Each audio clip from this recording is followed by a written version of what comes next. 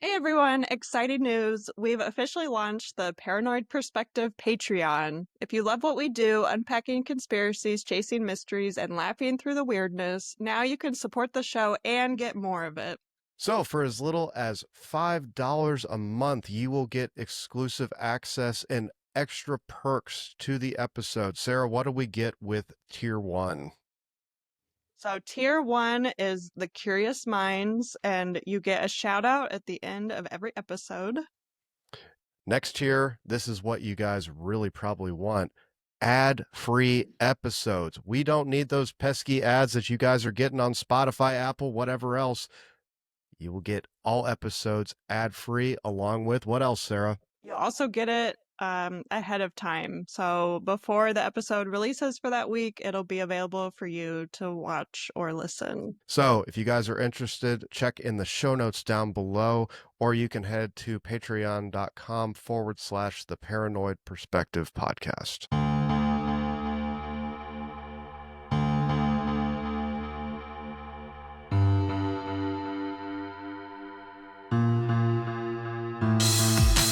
Welcome back to the Paranoid Perspective. I am Jake. And I'm Sarah. Sarah, we're going to talk about how you become a motherfucking superhero today. Yep.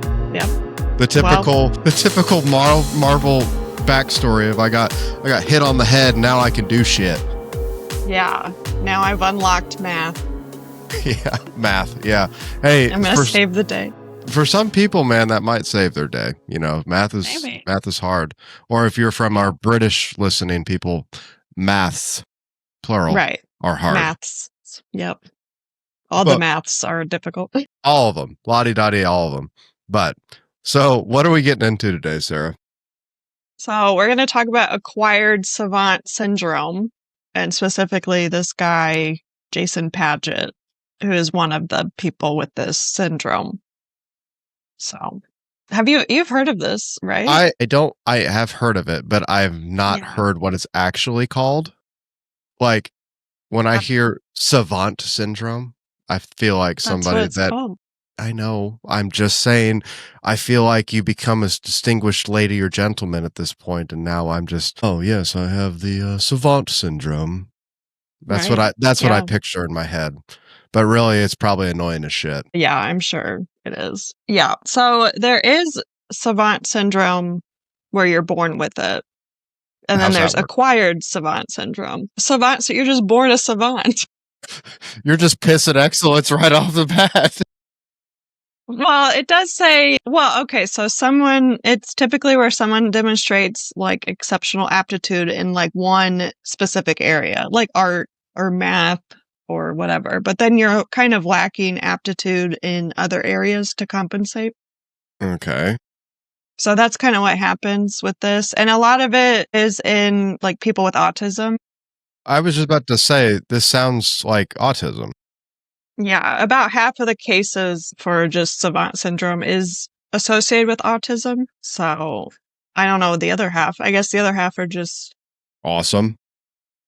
So yeah, not as many drawbacks, maybe. I mean, there's usually some kind of drawback, and then, I guess the specific autistic ones, they are called autistic savants, apparently. I don't know if there's another word for it, but that sometimes is what they're called. And then, often other people have some form of like central nervous system, like disease that causes it. Like they could be born with that or something. And it usually does appear in childhood if you are born with it, but they could develop later in life too. So it might look like acquired savant syndrome, but it's probably been in you, I guess. And it just develops. Yeah. Just been lying dormant, waiting for the opportune moment to strike. Yeah. Because I think for the people like that, it's not because of like a head injury or something. Because that's mostly acquired savant syndrome is from a traumatic brain injury specifically. Okay. Which is kind of crazy. Hit your head and then it unlocks something. Apparently, savant syndrome, there's 1 in a million people that have it, that are born with it, I guess. Oh, okay. It affects more men than women for some reason. They don't really know why, but it's 6-to-1 ratio of men to women. Okay. It's just kind of like weird. That's well, we can go. but... We can go one of two ways with this, Sarah. We can either go men are fucking stupid, or we can just say men are fucking better. Whichever way you want to feel upset about it, the guys or the girls. I covered both parties. Men are more likely to be autistic, I guess. There we go. Yeah, like I said, guys are fucking stupid. I can attest. The first medical account of Savant syndrome was in 1783. Shit. Older than I thought it was. Yeah, I guess that's estimated that 100 savants are currently living. Okay. I guess. So, I don't know. Not the acquired savants, but just regular savants. Hey, listeners, if you want to play a drinking game, every time Sarah says savant. It's savant, yeah. You have to drink. Start now. You need to drink a whole... Yeah, go ahead and grab a fifth. Yeah, okay. Be prepared. Drink some water in between. So savant skills are usually in 5 major areas, one of 5. So either art, memory, arithmetic, music, or spatial skills. What are spatial skills? Like visualizing shapes. I almost couldn't say that. Okay. Yeah, like the puzzles that are like the visual, Gotcha. And well, the most common kind of savant, though, actually, I don't know if this would be memory or arithmetic, but it's called calendrical savants, where they are human calendars. They can calculate the day of the week for any given date, apparently. Well, that's annoying. Yeah. Well, it's kind of fun party trick, I guess. Well, yeah, but if I was sitting having a beer with my friend and next thing you know, we're watching some documentary and it's in the beginning of the solar system 7.8 billion years ago, and he's like, it's a Tuesday. I'd be like, dude, shut the fuck up. Yeah, that's a Tuesday. Yeah, or they can recall personal memories from any given date. So it might be more personal. Okay. And what were you doing the day they get investigated or something by police? What were you doing 10 years ago on May 16th? Yes, it was a Wednesday, and I typically on Wednesday do many savant things, but on that particular Wednesday, yeah. Right. I went to the grocery store at 10 a.m. and then I went to the gym. Yeah. But I guess advanced memory is more common for savants. So I would say a lot of the other ones could just be branches of memory, like music and math. And, they do have a trade-off of some kind, typically. Some are nonverbal, and some have developmental disabilities. And others have social challenges. I mean, that's kind of the autism too, I guess, if they are autistic. Right. But they usually have some more difficulties than others. So it's is it worth it to be a savant? It depends maybe what your savantine is, I guess, yeah. Yeah, what is your flavor of savant? Can you make that an action word? I am savanting? Anyway, I don't know. Yeah, leave me alone. I'm savanting. I'm engaging in savantism. There you go. I like that better. That sounds way more gooder. Yeah. So like I said, acquired savant syndrome is typically because of a traumatic brain injury. So it unlocks some powerful ability that some people think is always there, I guess, but you kind of block it out or whatever. And I guess there's around 40 people currently in the world with this syndrome. Shit. So pretty exclusive. So it's very rare. Most people just have issues instead of unlocking things. Most people just get a concussion and spend a month in the hospital, Right. Or can never do things right again. Right. So we can get into Jason Padgett's story. So he does have a TED Talk or a couple TED Talks, so I'll link it in the description. And he also has a book, which I have here. So not sponsored, but it's called Struck by Genius. But anybody that sells books, if you would like to sponsor us, Sarah. Yes, please. Loves books. And we would love to shout you guys out. So if anybody is listening that knows somebody that, might want to give us some money to talk about them, go right on ahead. Right. Yeah, I love books. I've had this book for 5 years or something to read. And I just read it for this, so that's good. Okay, so before the injury, he had like zero interest in school. He thought it was stupid. He thought most of the school, especially math and stuff, he was like, when am I ever going to use this? Like a lot of students are. I was going to say, very typical. Yeah. And he said he only graduated high school because his friend did like the final project for him. That's the only reason he graduated. I think he was already held back a year too or something. So like he barely made it. And then he ended up dropping out of college, I think, in his sophomore year. So he didn't get very far with that either. Well, if you're barely making it through high school, I wouldn't think college would be the avenue, but teach their own. Yeah, I wouldn't think so. But yeah, he was just kind of a stereotypical meathead, I guess. He had a mullet and he worked out a lot and he loved his muscles and he loved talking to ladies. Fucking all-American right there. Yeah. Yeah, and in school, he didn't make it past pre-algebra. So keep that in mind. Yeah. Right. Yeah, and like I said, he'd ask his teachers, when am I ever going to use that? Like, he liked to party a lot. This was even past school because this happened, the traumatic brain injury happened when he was like 32. Okay. So like he had been like this the whole time. So he was an adrenaline junkie too. He would bungee jump, skydive, cliff jump. He cliff jumped while skiing, I guess. Yeah, let's just combine two kind of fucking crazy things and do something even crazier. Yeah. I mean, he said he did all these things like multiple times. And he like scuba dived with sharks. So he was always looking for the next like high and the next party. And he said like when he was a kid, like he couldn't even sit still for like Saturday cartoons because he just always had to be going and stuff. Right.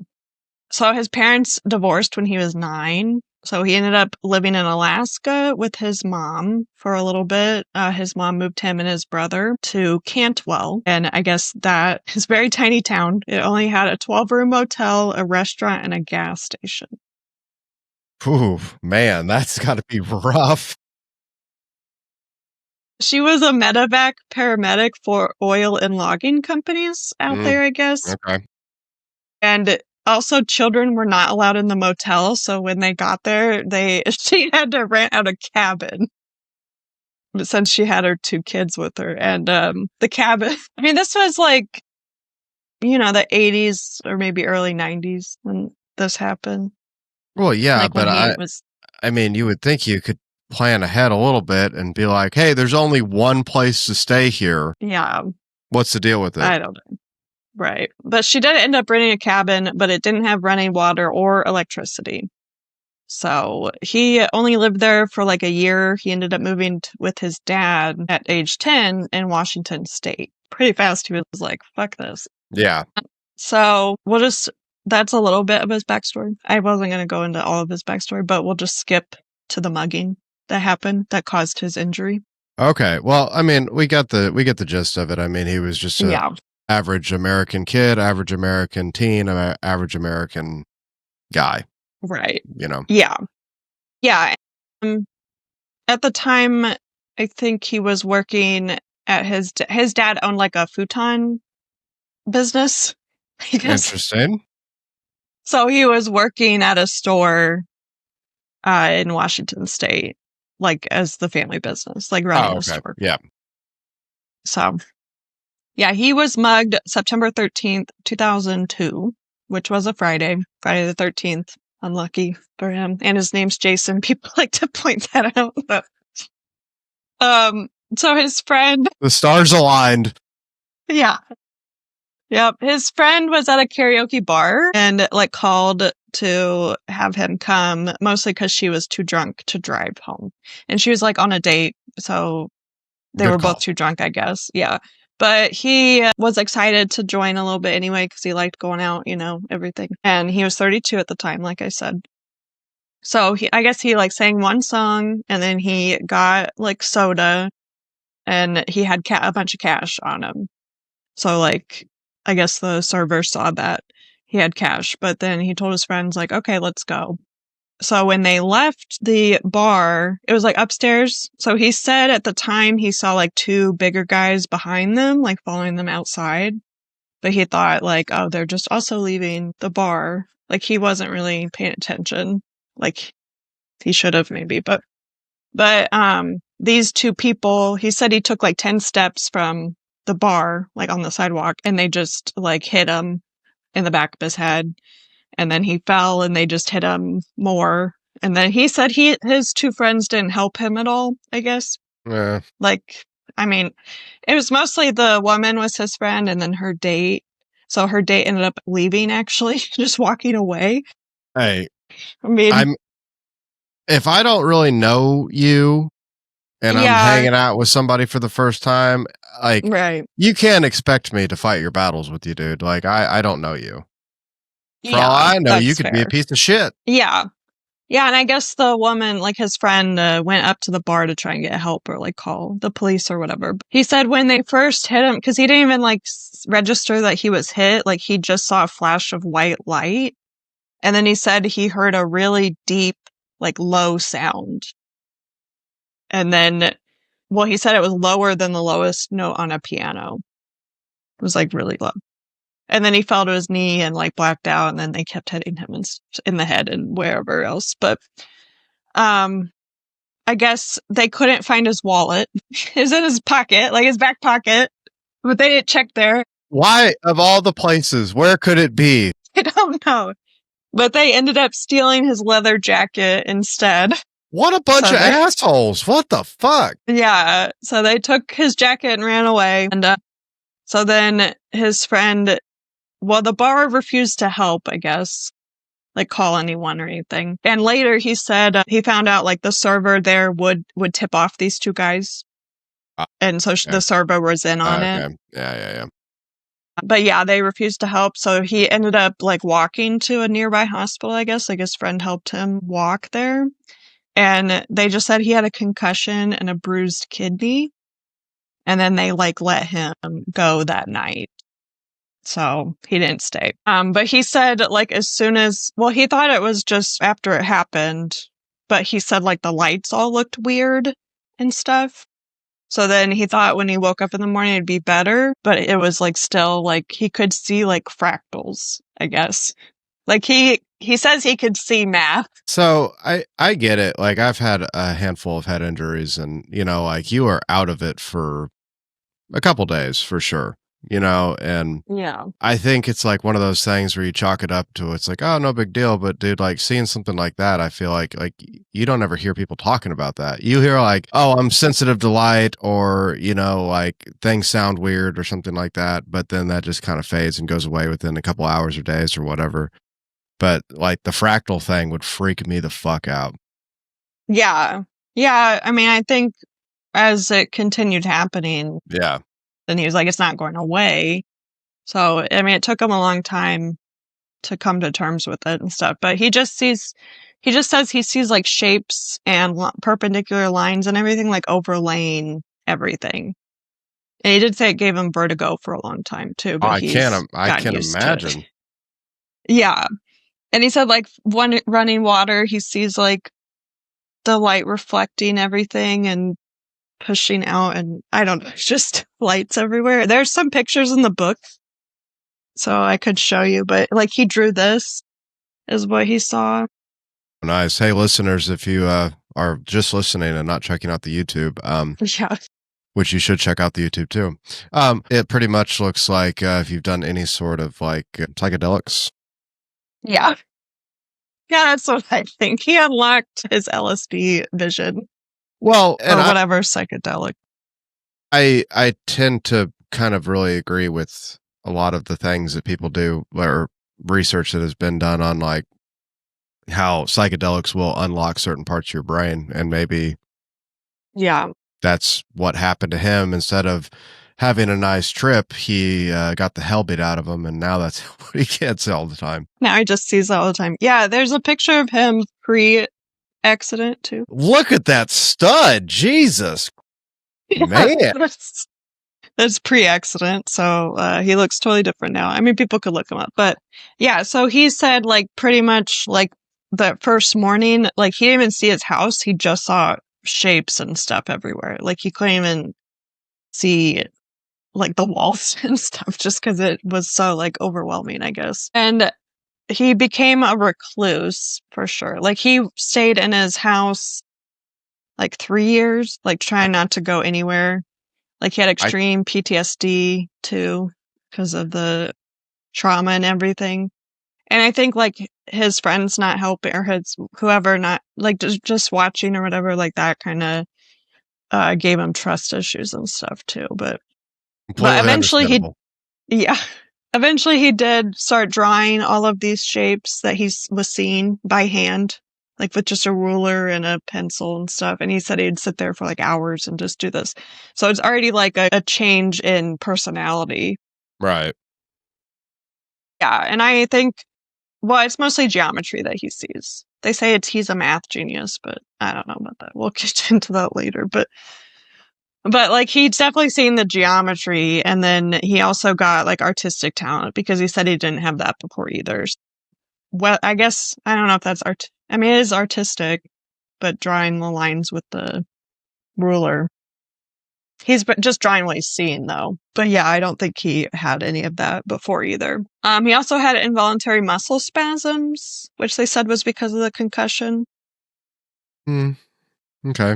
I don't know. And he also became obsessed with researching either the traumatic brain injuries in general, just understanding what happened to him. And he said everything that had to do with math.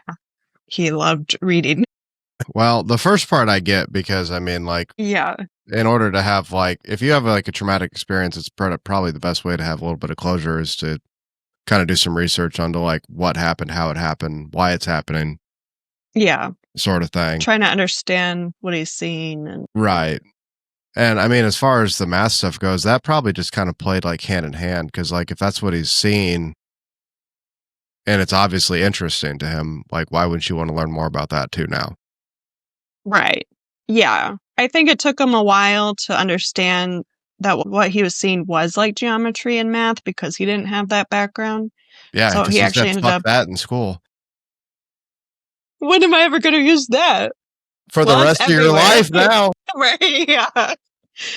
Yeah. But that took a long time for him to like go. Like he went to college. He ended up going to college later and like taking classes to learn the words to explain like the math that he's seen and stuff. But I guess the day after the mugging, he ended up calling some friends and they made posters and stood outside the karaoke bar, like telling people that, hey, I was mugged here and they're in on it and everything or whatever. And apparently news crews showed up too to cover it. I don't know. So the owner ended up coming out and gave him the addresses and the names of the attackers. Oh, that's good. Yeah. So I guess he went to their house and stood outside their house telling their neighbors what they did until they ended up coming out and the police also showed up. And they admitted to being the ones who had attacked him. And they said they were drunk. I don't know. This is all in the book. I don't know if it's true, but because it seems a little like... I don't feel like you're 100% like, I guess if you're in public, it's okay. But that seems like mildly illegal. It's like you're like,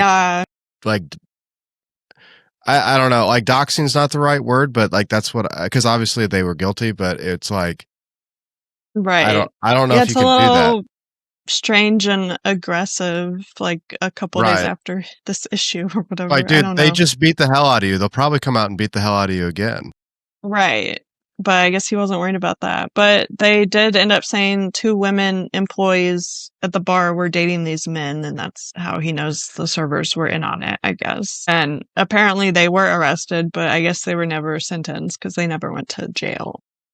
Well, I mean, if they pled guilty and cooperated, I'm sure they wouldn't, you know. A simple battery charge isn't going to get you like severe time, even if it does get you time. Right. Yeah. And he also found out the day of his mugging, his stepdad had died of cancer the same day. So that he was like really close to that stepdad, I guess. I mean, his parents like remarried a lot, but this one he was close to. That one, man, that fifth one, dude, I'm telling you, he was the man. Yeah.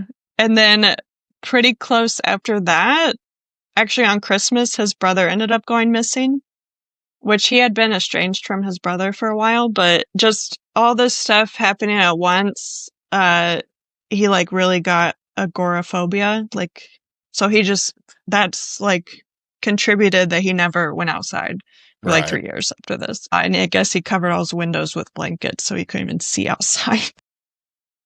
So that was like very extreme. And then he also had OCD because of the brain injury too.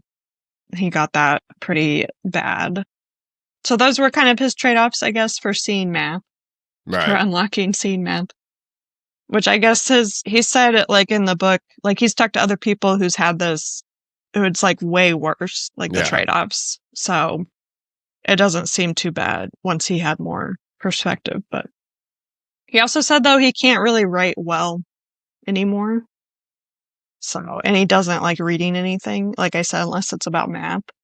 But he also was never really an English student either to begin with. Like, he didn't like any of school, so.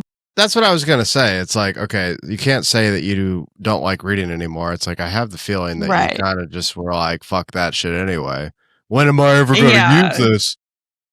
Right. I would say he really didn't like any of the classes. So, yeah, but his OCD, I guess that's been a little bit. I mean, now he's not agoraphobic, of course, because he goes out and everything. Right. He still has OCD, but I think he can manage it a little bit better. But he said, like, for example, he has to rinse his toothbrush 16 times as he brushes his teeth. So that's like OCD. But he always says before the accident, his life was a mile wide, but an inch deep. And now after the accident, it reversed. So it's an inch wide, but a mile deep. Okay. Trying to be deep on us, man. And I'm not buying it. Yeah. But yeah, like I said, he sees like items, but with the geometric patterns overlaid on them. I think he has a hand that he drew too in here. Yeah. That's what he sees over like the hand. Interesting. Just a bunch of lines and with like a center of some kind, I guess. Is that energy supposed to be? I don't know. Jesus is in my hand. Jesus, what is it? God has the whole world in his hands. I guess that's what the song I'm thinking. But yeah, so this like obviously changes mind because he thinks math is everywhere. I guess geometry is everywhere. Your brain is calculating different things, but he just sees that processing now, I guess. Because he also said like when he sees movement, it's like still images, like all chopped up. So like he sees it as like how a film would be, where it's like it's still images, like moving. And like if it's slower, the slower the movement, what is it? The closer the images are together. Because like if you just move it slowly, then it would be like closer still images. But if you're moving fast, then the images are farther apart. Sure. So he sees like all the movements as like, so he couldn't drive for a while either because he saw like the cars moving like this. I was about to say, like, you couldn't do anything for a while. Like, I completely understand why you fucking locked yourself in your house and covered your windows. And I'm telling you right now, if I am ever fortunate enough to meet this man, I'm just going to sprint everywhere. Yeah. Yeah, I wonder if it's like changed at all since he's gotten used to it or something. Like if it looks more cohesive now or anything. Since it's been like, because this was 2002. It might. So I wonder if it's changed at all. I don't think it probably hasn't changed, but he's probably adapted to it. Right. So he's I'm wondering if. Yeah, he's probably just used to it by now. Right. Well, and he said like driving. Well, the book was written in 2014, so still like kind of old at this point. But in the book, he said now when he's driving, like as the book was written, like it helps to see how fast the images are moving because then he knows it's speeding up or slowing down, like even before registering like the brake lights and stuff. Right. Yeah. And I mean, he also said before his injury, he handled stress kind of like head on, like bring it on kind of thing. But then after the injury, he was like really conflict avoidant, which like when he did eventually start working again at the futon store. But he said that was like with that and OCD, I guess it was really hard to interact with customers. Oh, I'm sure. Because he would like shake their hand and then want to cover his whole body and whatever hand sanitizer. I wonder how he did during COVID. Well, granted, I mean, he obviously is somebody who has coped relatively well with this acquired Savant syndrome. Yeah. So I would imagine it was challenging, but I'm sure he had the coping mechanisms to deal with it at the same time. Right. Yeah.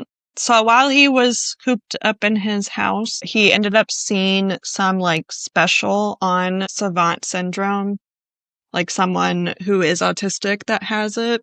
And that's where he learned about the possibility that maybe he had that. And then he also learned about synesthesia, which he thought maybe he also has. It's where at least two of your senses are like entangled. So like a lot of times Yep. Yeah, a lot of times it's people see numbers or letters as colors. Yep.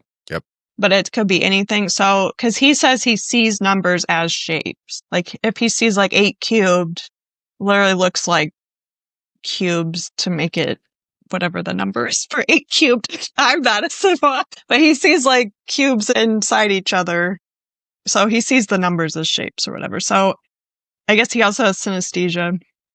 Or he thought he did, at least, like, at that time. Like, he wasn't talking to anyone about this, but he was starting to learn about it and stuff. And I guess he said, too, when he's, thinking of equations, the numbers move around as the equation is being solved to be a new number or whatever. That's kind of cool. Yeah. So, and then also, this sounds, like, awful, this part, to me, but he said the stage right before you fall asleep, he sees like shapes and colors like constantly. I feel like I wouldn't be able to fall asleep. Yeah, fuck that, dude. I need to go to bed, man. Shut up. Right. Leave me alone. And then he said his dreams are like similar to that. It's just abstractions and continuations of these shapes and colors. So he doesn't really have like a story dream like in that way. It's just these shapes and stuff more. It's just like a fucking awesome DMT trip. Yeah, you can't turn off, yeah. Yeah. Yeah, and he also said, like, all of the smooth things, because I guess circles technically don't exist, you know? Yeah, right. I got you. I'm picking up a true now. So he said everything that is smooth looking now has, like, a jagged quality to it. Because he's seen, like, those tiny little lines, I guess, that we would normally assimilate or whatever. He said he didn't really realize until his daughter was talking about how a TV works, and he was explaining pixels, where it's like rectangles. Yep. And then a commercial came on for Overstock with the O, and she was like, "How can it be an O if it's rectangles?" And then he was like, "Oh, there's no circles. Circles don't exist." I don't know. That was like a aha moment for him, I guess. So He's I don't know. A lot of he's having epiphany after epiphany over here. Yeah, I mean, when I was reading the book, we can talk about this a little later, but like to me, it didn't really seem like he is like a math genius necessarily. Like he's just uncovering things that people already know about, but he didn't because he didn't take past pre-algebra. Yeah. So it's definitely like epiphanies for him, but not necessarily for society. Well, yeah, I mean, that's what I'm saying. Like he's not making any like groundbreaking equations that are like going to reshape the fabric of, our understanding of reality. He's just seeing everything as geometric with its geometric qualities. Like that doesn't make you a math genius. That just means like, man, that right angle is not really a right angle. Right. Yeah. That's what I think. Yeah. So then he did start going to college, like I said, but I guess his brother was found. His remains were found in 2006. So it had been 4 years after he went missing. And it was only 100 yards away from where he lived. So that kind of also messed up Jason a little bit.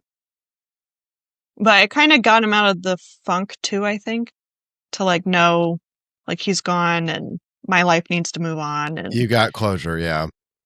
yeah. So yeah, he did start college shortly after that.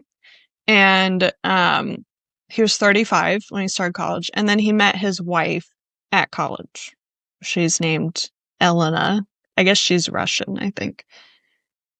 But she was 20 when they met. So big age gap, but that happens. Yeah, to each their own. Yeah. Yeah. And they're still together, like today, from what I could tell. So, and they've had a child together because he had a daughter from like a girlfriend. I mean, they never got married. They weren't good together, but then they had another child too with this wife. So, he did say, well, so he ended up going to Helsinki to do neurological scans to like try to get an actual diagnosis. This was in 2010 because like he started telling a story a little bit more to like teachers and stuff at college, and like they put him in touch with other people like that had Savant syndrome or had seen it and stuff. So the scan in 2010, they did diagnose him as an acquired Savant. So he got a formal diagnosis, and it's like that's what you have. And then they also did, a different doctor diagnosed him with synesthesia too. Oh, okay. So he like got closure on that because a lot of times he was like, am I just crazy? Like he doesn't know. And you try to explain to people and they don't believe you. Well, like you talked about at the beginning, this is a very exclusive group of people. Yeah. You right. know, and when I have talked to people about Savant syndrome, they think about the people that like there's one comedy bit, I can't remember the comedian that does it, but he talked about a lady that got hit on the head and she's from England and now she speaks with like a Asian accent. Right. And he makes a joke about it because that is fucking hilarious. If you had some little old lady that had an Asian accent now, but like that's not really what we're talking about here. We're talking about something that like you could put it on as an accent for quite a while and just call it good. Like you could learn how to do an accent relatively easily without a head injury. We're talking about this is like seeing geometric shapes, seeing in fractals. Like that's not like something. How could you even describe it? Especially for someone like him that didn't have any interest in it prior to, you know what I mean? How are you going to put into words like, I just see lines everywhere? It's like, dude, this guy's fucking crazy. Right. That is kind of, he was like, I just see this, or like the light reflecting, and yeah, I don't know. But he finally did get some closure with that in 2010. And he also saw this psychiatrist in Wisconsin, I guess Dr. Daryl Treffert. I guess he's a world-renowned doctor on savantism. So he also validated that he had the syndrome, the Savant syndrome. And I guess in 2017, one of the attackers did reach out to him to apologize. Good for them. Yeah, probably because that was after the book came out. So it's like, wow, they saw it, I guess, or something. But he did accept the apology and moved on. So. And he said in the book, because this was 2014, I guess, or 2013 maybe, when he was writing the book, but he said his dream was to be involved in controlling fusion to create unlimited clean energy. But he's not doing that now. So, I don't know. I don't know. Now he's in finance with the stock market. So I'm kind of like, I don't know. Math genius? Maybe not. Maybe, just maybe, he can make a lot of money with this Savant syndrome and working in the job that he is. I'm just spitballing here, but Sure. Well, does seeing fractals help you invest better? You know how it's gonna, I mean, I don't know. I mean, he does have some math abilities, I guess. maybe the scene in fractals helps him understand the patterns process or and something. patterns and stuff like that better than other people. I don't know. Yeah, his wife is also in finance, so I wonder if she like influenced him to be like, don't make clean unlimited energy. Yeah. Go into finance so we can Why be would you rich. do that? You're just gonna waste money because no one's gonna want it, and then you're, gonna waste your whole life. You could Yeah, just get into finance, go work for the stock market, play some fucking games with your crazy savant syndrome, and make us not a crazy amount of money because we don't want to be that famous, but a good amount of right. money. Yeah. In 2021, because he was living in Washington State this whole time. So in 2021, he moved to Carmel, Indiana. What? Yeah. So we Listen, might be able to meet him. listeners, if you don't know, Sarah and I are from Indianapolis, Indiana. We don't currently live there, but we were both from there. And Carmel is So what, yeah, like 30 minutes I north of? think, yeah, 30, 40 minutes Yeah, maybe. Yeah. He said he wrote a program to determine the best place to live, and it said Carmel. that's such fucking bullshit. Carmel is not that great. The only Yeah, I people, don't know. the only people that think Carmel is great are the people who live in Carmel. Yeah. Well, I guess him too now. He does sell his geometry artwork. He has a website where he sells it. And like I said, he works in finance now. So some people, because of those things, think he is not some people think he faked the math genius part, I guess. Well, But I don't know. I think Because I do think, sorry, go yeah. ahead. Well, I do think part of the acquired savant was maybe the artistry more than the math. That's Yep. kind of what I'm thinking. That is literally what I was just about to say. I think that yes, he's conflating seeing in fractals with being good at math. Right. That like, yeah, I'm sure that would help you to a certain extent, but that's not going to make you a math genius. Right. If you were not working in finance, but you were, I don't know, working in like a think tank for some physicists that were trying to do some groundbreaking theory of whatever, and you were having to sit and utilize these complex math equations and theoretical ideas and try to put it on paper, then maybe I would agree with you that you are a Right. fucking math genius. But you're making pictures of your hand with lines on it and working a normal 9 to 5. Like, Right. Yeah, that's what I'm leaning towards. Because especially reading his book, if anyone does read his book, it's kind of like a lot of the stuff he's like, oh, and this is like unlocked. And so it's like that. Yeah, that you would learn that if you took pre-calc or something. Like, I don't know. Some of it was just like, this is not revolutionary. Like, I if just think it was. kids stay in school. Well, and I also do think too, like him being able to suddenly see the shapes and stuff, like gave him the interest. Like he probably could have done the math before, Well, yeah. but he wasn't motivated, obviously, because he's like, when am I ever going to use this? So now that he can see it, he's like, this is what I'm missing and stuff. And it just clicks more. So I feel like he already maybe had the math ability. Well, I think everybody has the math ability. Like math Yeah. is a learned skill. It's not Right. something that you're just gifted with. Now, that being said, I think people are more interested than others in that sort of academia, but it's a learned skill. It's something you have to learn. You're not just going to pop out of the womb and be able to do, calculus equations. You Right. know what I mean? So, Yeah. It all builds on top of each other. exactly. And your teacher can really make or break it too. 100%. And yeah, because some people absolutely hate math. And I think it's more the way it's being taught, which the way he does, because he talks to people about it, like he loves pi, I guess, PI, not PIE, but Pick it up what you're putting down. yeah.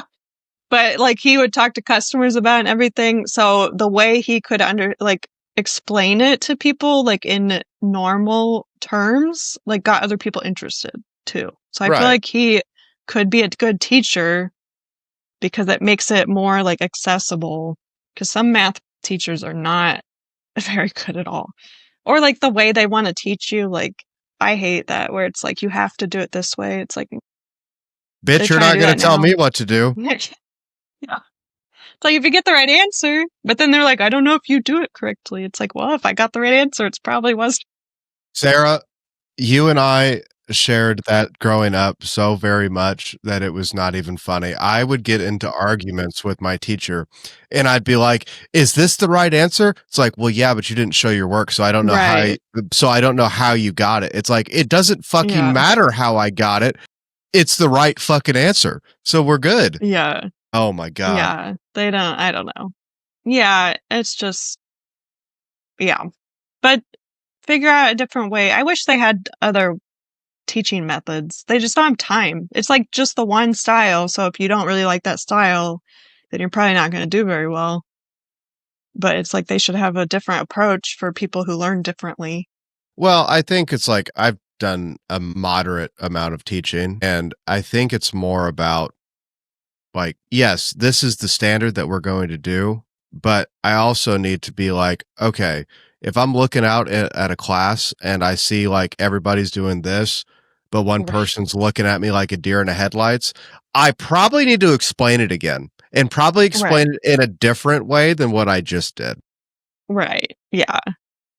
But sometimes, like if you have to explain it like 6 different ways, sure, then that's just not really feasible for like a 30-person class or something. But I don't know. That's all I have on him though. Cause I don't think I guess the book says he's a mathematical marvel, but I don't think so. I could maybe get behind that just because of what he can see.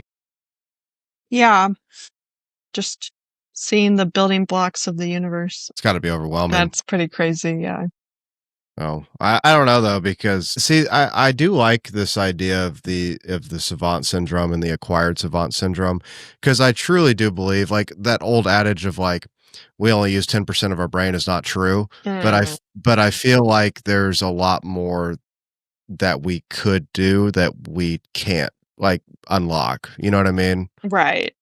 I feel like, because you hear about these stories about these people that have these crazy abilities that either are born with it or something like, and they're like the anomalies that shouldn't happen, or even people with like unbelievable physical prowess, like they're the anomalies that shouldn't happen.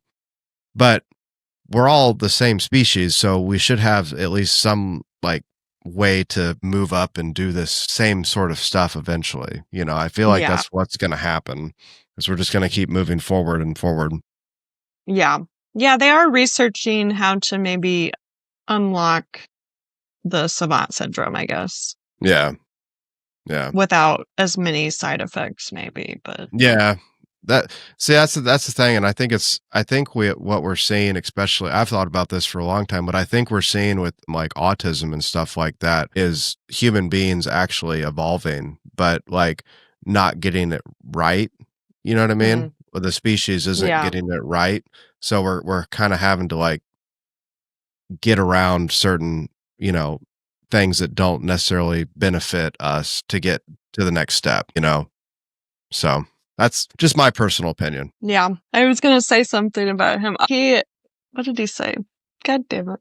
Sorry. I was thinking of this while you were talking. Well, I was also listening. I have no, it's fine. You just weren't fucking listening to me. It's all good. No, I was also listening. Huh? You can't multitask like that. I can do both. Yep. I think I'm partly autistic, maybe. I'm on the spectrum. Everyone's on the spectrum, maybe. Maybe not. Well, there is a screening. Should we put that in there's an autism screening test. If you take it and it's like over 100, then you probably have autism of some degree. Well, I'll tell you what. Yeah, people can find that on their own. No, put that in the fucking show notes. I want to hear about this. Listeners, take this thing down to the show notes. I want to know on a scale, how many savants do we have that listen to this podcast? That's really what I want to know. Okay. Just because you're autistic doesn't mean you're a savant. That's exactly. I was about to caveat. That does not mean, just because you're autistic doesn't mean you have this crazy ability. But that being said, the crazy ability I love is that you guys hang out with us and listen to this every week. That's such an awesome thing. Definitely appreciate it. If you guys want to get more content, head over to the Paranoid Perspective Podcast /patreon.com. We got some free stuff over there. Or I did that wrong again. God damn it. I need to get hit on the fucking head so I can get this fucking shit right. Patreon.com / I am 100% dyslexic, and I probably would become more dyslexic. But anyway, Patreon.com / Paranoid Perspective Podcast. You'll get a bunch of free extra cool stuff. Easiest and free way. Share this podcast with a friend. Like, comment, subscribe, all of that good stuff. And as always, remember, just because you're paranoid doesn't mean they're not watching. Maybe I should do it again. I got it all right. I said, remember. We're not editing this. Okay, that's fine. Okay, now I need to remember. Remember. It's been a long week already. Remember, just because you're paranoid doesn't mean they're not watching. See you next time on the Paranoid Perspective.